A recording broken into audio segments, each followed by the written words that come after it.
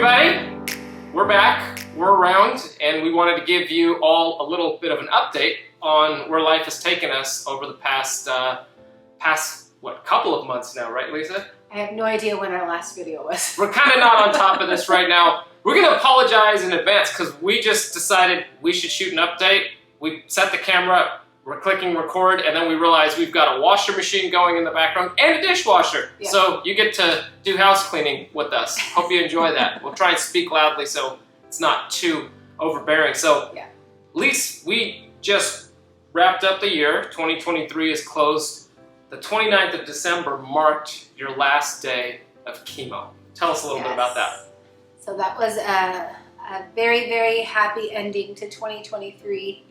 Last chemo, I had 16 rounds. A lot of you have been following, so 16 rounds of chemo. And Preston's Preston. It was quite a journey. And it just, I think we've documented a little bit about it, but glad to be done with that part. That is phase 1 of the treatment that's done. There is another phase 2, which involves surgery. And once we have the surgery, then we know kind of what's next. It's kind of hard to tell right now, but the next immediate future is surgery. And then with that involves radiation. So we know that those are the 2 pieces coming up. But yeah, happy to be done with chemo. And we got to do a little celebration afterwards because chemo was 5 months. So very much stuck to being in one location because it was hard every week. I wasn't feeling well most of the time, but every week there was a Thursday, Friday, we needed to be at the hospital. So we didn't really get out much, so we got to celebrate beginning of the year. It was right after New Year's. We went to one of our favorite spots in the mountains. It's called Angels Camp in Murphy's. Yeah, kind of in the foothills, not the deep mountains like Lake Tahoe for those of you that are familiar with California, but kind of the foothills, quieter town, beautiful, beautiful location. We had good weather. Yeah. It was a little rainy, but we were just happy to be away. We were. And be together, and yeah. I was feeling well enough. I wasn't feeling sick, so it was fun. When we rewind the clock back, so Thursday, Friday, so even on Thanksgiving Day, for our American friends that are tuning in, on Thanksgiving Day, we had to go to the hospital, get blood work done, and then do Thanksgiving dinner, and then Friday, back up for chemo. Christmas Day was a Monday, and New Year's Day was a Monday. So those are usually the days, Christmas Eve, New Year's Eve, the Sunday into Monday during the chemo journey. Those were the days when Lisa was usually taking a dip, where she just really wasn't feeling good, needed to spend a bit of time in bed. So we did the best we could with that, and really did have some good time with some family and some friends, and I just did the best that we could. We were even, before we got to Angels Camp over the holidays, we were able to enjoy some holiday traditions. Mm-hmm. Like what? Preston, what was your favorite? You share what you got to do on a train? Yeah, we got to ride the Polar Express, and then hot chocolate cookies. Okay. Passed by the hot chocolate factory. At the station we saw we went to the North Pole, and then like before we boarded the train, it was like this whole station, and it was like you could take photos on the train, and then you could take photos like pretty much anywhere. They had this little loop of an RC train. You can write letters to Santa. Did you, Kira, on the train when we got to the North Pole, who was there? Santa. Well, I guess Preston took care of that. What did Santa give you guys? Bells!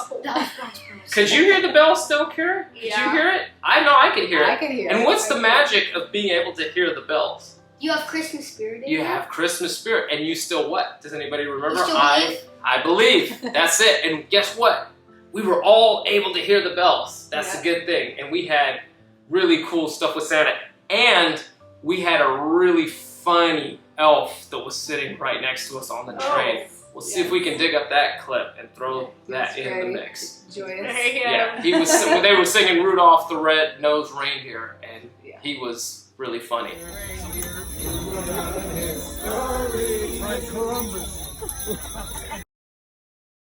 got the Polar Express in. Kira, what was one thing that you really enjoyed from the holidays that you got to do? The Polar Express was really fun. I really liked that, and I loved on Christmas we went to your parents' house. Your grandparents? My grandparents. At your Yeah. Papa's house. And we went there and we had this super nice Christmas dinner, so that was super fun. So I really liked Christmas Day and the Polar Express. It was super fun. I stayed up till 1:01 a.m. 1:01 a.m. And And you guys got some cool video games too, right? yeah. Right Yeah. on. Okay.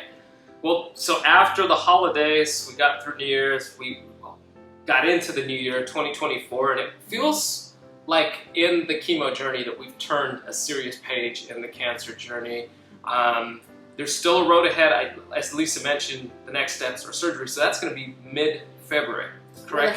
We're looking at mid-February. You need to have about 4 to 6 weeks of recovery time post-chemo, so that would put us into mid-February. And the good thing with their surgery, because many of you have messaged and asked, again, I don't handle that stuff, Lisa handles that, but I know you've had lots of questions from different folks. I think, if I'm not mistaken, at least you're going to be doing the surgery for the removal of the tumor and reconstruction at the same time. Because some breast cancers involve potentially another year worth of reconstruction. I think this was a big part of the journey that you were hoping would work out for you. That's how it's going to end up, right? Yeah, so for the surgery piece, there's a lot of different options that you can go depending on what your cancer, what type of cancer, and your tumor situation. So for myself, I have 2 tumors on the one side. So I was a candidate for a lumpectomy. Typically it would be a little bit easier. I have 2. I don't know if that's common, but the location of them, it's on the side and then more towards the middle. So this whole process, we kind of mentally prepared for a mastectomy where they remove the full breast. So we met with the surgeon last week, and it looks like I can do a lumpectomy, which was my preference, to try to preserve some of the tissue. So they will have to take about a quarter to a half of one side, and then they'll reduce the other side to make up symmetrical. So for me, that was kind of the route that I wanted to go if I could. So I'm happy to be able to do that. Yeah, and they can, as of now, hopefully it's one surgery. We won't know until they analyze the pathology of the tumor. So that's kind of what we're looking at. It's a little bit less, it's a little more involved than a traditional lumpectomy just because they have to remove so much and deal with the other side. But in terms of recovery, it sounds like it's not as extensive as a full mastectomy. So absolutely. There's a lot. And we got to say here, just pause and say thank you to all of you that have been tuning in and following along on this journey. We've just been documenting. Lisa has chosen to document it on her terms and her timeline when she's been well enough. It's been a heck of a journey for us as a family, for her being the front end of the fight, for the kids having to go through the transition from, moving from Barbados back here to the U.S., hopefully temporarily, with the plan to be able to return there.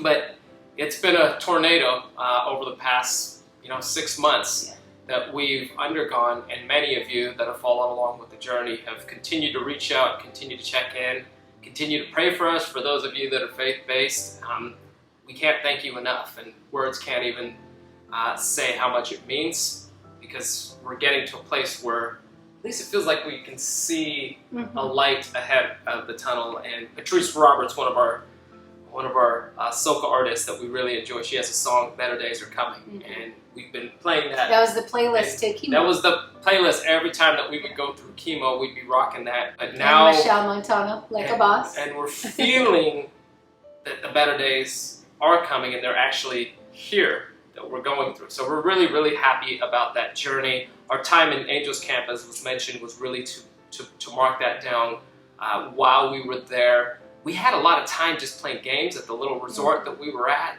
Guys, we got to play some ping pong. I played tennis. You played tennis. I got to play tennis with Preston. He had never played tennis before, not table tennis. We did that, that's a whole journey with this guy. He just tries to hit the paddle as hard as he can, right? Yeah, there's like the ceiling is super high, and this guy is just like smacking it.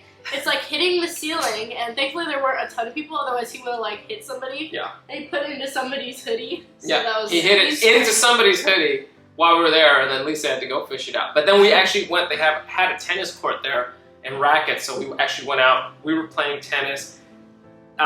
We were able him and I were able to actually go into a cavern, a cave. For our Bayesian friends, it's like Harrison's Cave. It's just a little different than Harrison's Cave. It goes really, really deep, and you just keep on going down, and very, very different framework, not as much like rivers and streams like you see at Harrison's Cave, but absolutely stunning. We got some white posters and kind of started mapping out goals and dreams for this year. Crazy, wild dreams for all of us. We started that process. Plan on finishing that up this month. We did that before we moved to Barbados, and look at where it got us. And we just kind of dreamed as wildly as you could possibly imagine. Things that don't seem like you should be able to do them, we've put those down. And then the things that we want to establish as habits as a family, in kind of getting back to that. Now, the reason Kira was unable to go on the cavern hike down, even though Lisa wanted to go, Kira was wearing a little bit of a boot at that time and on crutches because she was doing some wildly insane thing in gymnastics. Like, what? Nothing. Nothing. Oh, Running. no good story. Running, I was literally, it's like the most, I told everybody, because everybody when I was in a boot, they were all like asking how'd you get hurt and stuff, and I was like, it's literally like the most boring story that you could like possibly imagine. We were going over to vault, and it was like, so we have practice at 8:30 in the morning to 11:30, and it was like 9 because we have our first event at 9, so we were going over there, and my foot turned, and then my whole body went onto my foot, and then I was just like, I couldn't do anything for the whole time. And then on Christmas Eve, he was running around getting crutches from Walgreens and going to the store and getting like a brace because nothing was open. Yeah. So we had to go to somewhere, and then we called a few days later we called the doctor, and then we were able to go in and get a boot. But I really wanted to go, so it was like Mercer's Cavern, so like how he said, it's kind of like Harrison's Cave for the Bajans. But it was going to be too hard because it was steep. It was very narrow. Yeah. Very narrow. Yeah. Very narrow. 400. I thought of it differently. I thought it's going to give her a heck of an upper body workout because you wouldn't have used your crutches. I was like, you're going to go down 16, I think it was 16, 20 stories, maybe 16 to 20 stories. 16 stories, Underground. 400 and something. 462 stairs.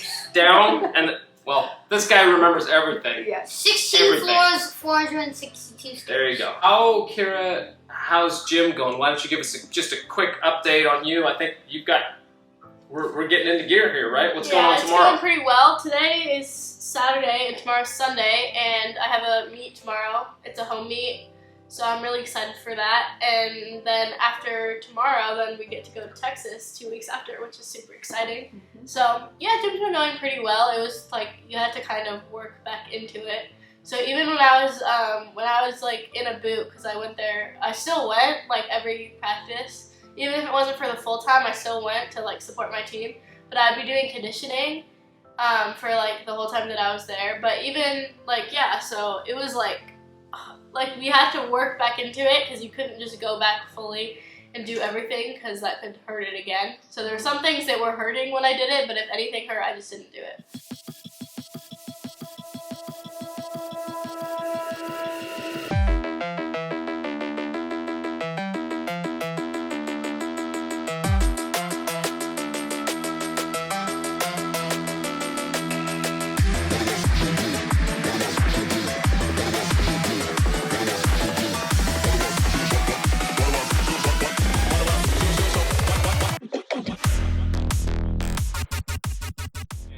And Preston has been He's been kind of a drum machine, right? Yeah. I don't And know. his drum recital. He had a drum recital. Yep. He does that.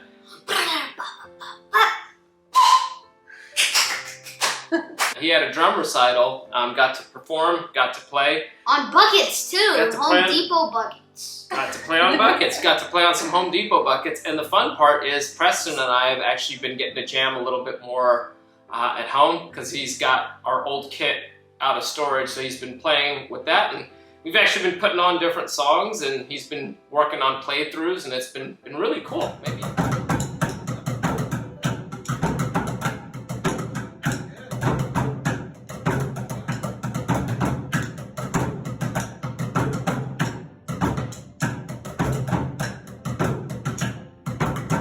So one of the things that we've been able to do with drums is his teacher knows I'm a bass player. I've gone in just a handful of times, and there's a couple of students, it's usually Preston and one other kid, that are in there. And I'll play bass for them so they have an opportunity to just play along with somebody, which is a big part of how music is. It's important to learn how to play with other people and different things. So I've had that opportunity to get in there a couple of times, and that's been a bit of fun. And Preston, you're back at it as well in what? In martial arts. What are you doing now? Brazilian Jiu-Jitsu. Ow! Okay, I guess that's what you do at Brazilian Jiu-Jitsu. No, we like fight, throw him on the ground, boom, boom. Okay. It's been a good transition for him into that with activities. I think we're working on getting back to soccer, football. Football. Sorry, we've had to say soccer being back here too. We know.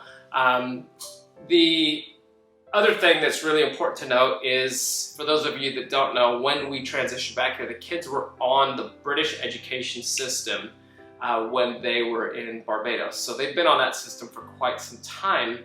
When they transitioned back here and started school in August, they had to transition back to the US school system. And I think it's a big accomplishment for them, and we're really, really excited and proud of their achievement. They both have made the honor roll for the first half of the year and did very well, and that's not an easy transition to make.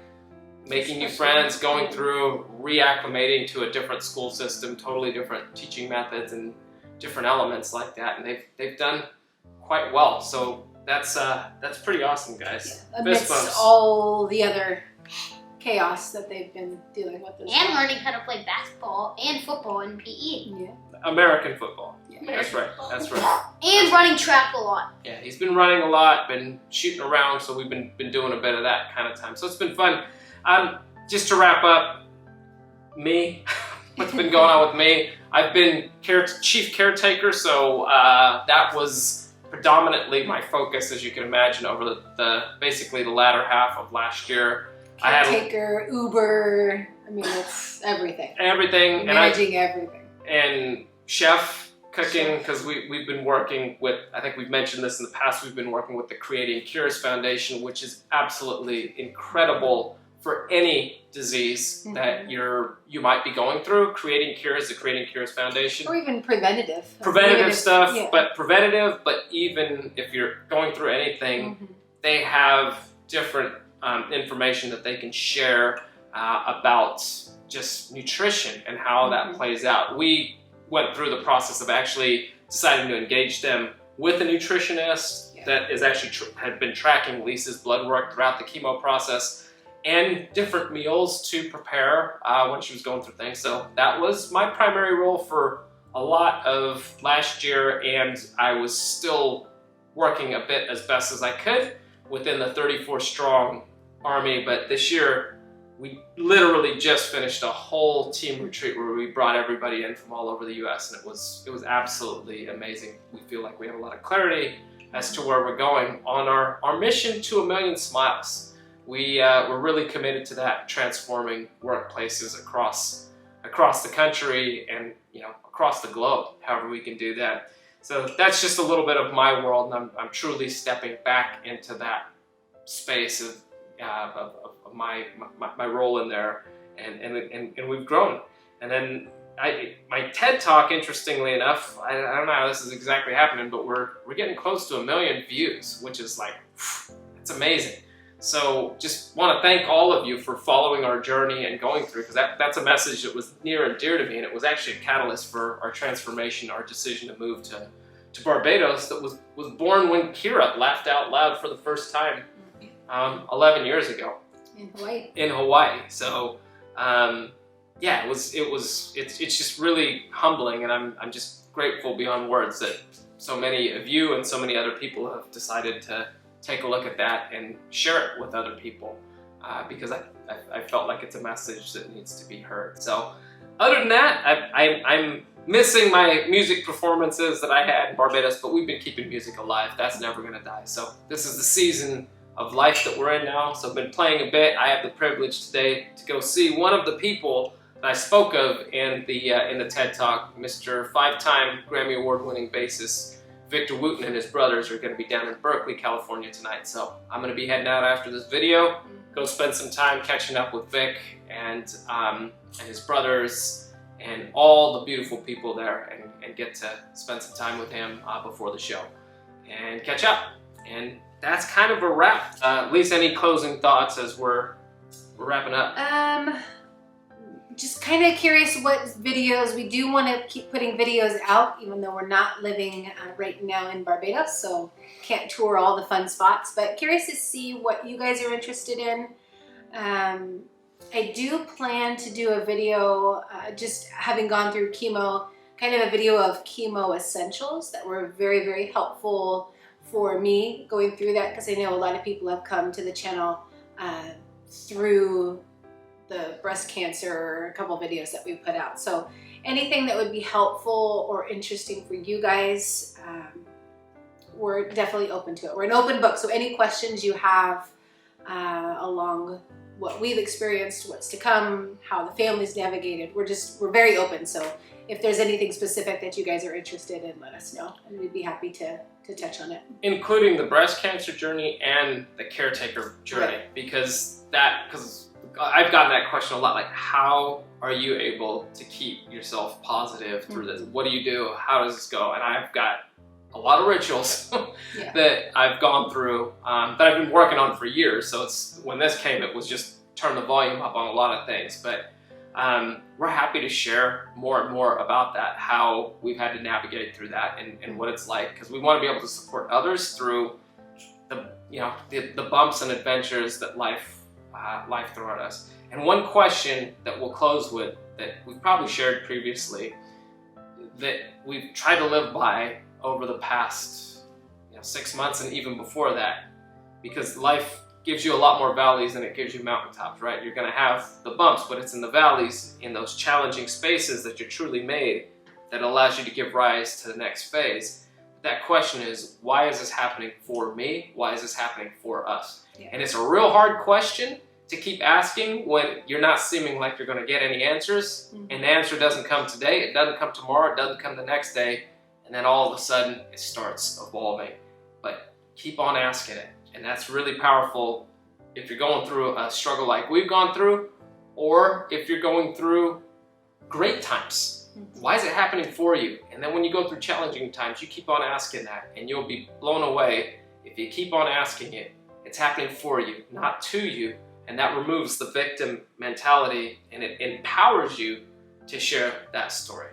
And I think that's the gist of why we want to share, is because when we do ask that question, it's overwhelmingly to give back to other people that are in a similar situation, or a loved one who's going through it. It's anything we can do to help other people, especially having kids, because I think it's a different dynamic when kids are involved.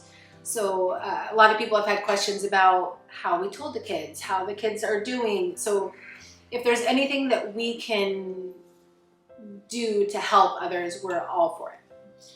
That's correct. Yep. I think that's all we got. We do plan to work our way through to get back to Barbados this year. We are getting some Barbados energy next weekend. Some of our friends are actually going to be in San Diego.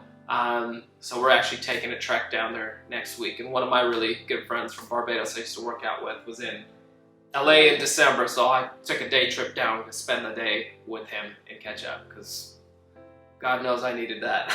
That is actually one of the questions we get most often is, are you guys coming back? And the plan is yes, to come back. And the thought of coming back and the photos and the videos that we see from everybody is fuel every single day to get us through the challenging times. Is on the end of this, we'll be back putting our feet in the sand. Yep. And with our peeps. We put up photos from Barbados. Lisa got a bunch of these little tiles printed, and they're up all around the house, just as reminders, because when you have those visual cues, we've got written cues on our posters of targets for this year. That's written, and where your thoughts go, your energy flows, right? And that's what it's about. So we got to keep seeing that, keep reminding ourselves, one more day, one more day. One day it's happening. It's happening for us. Yeah. On that note, peace and much love. Thanks for watching. All right. Bye. Take care.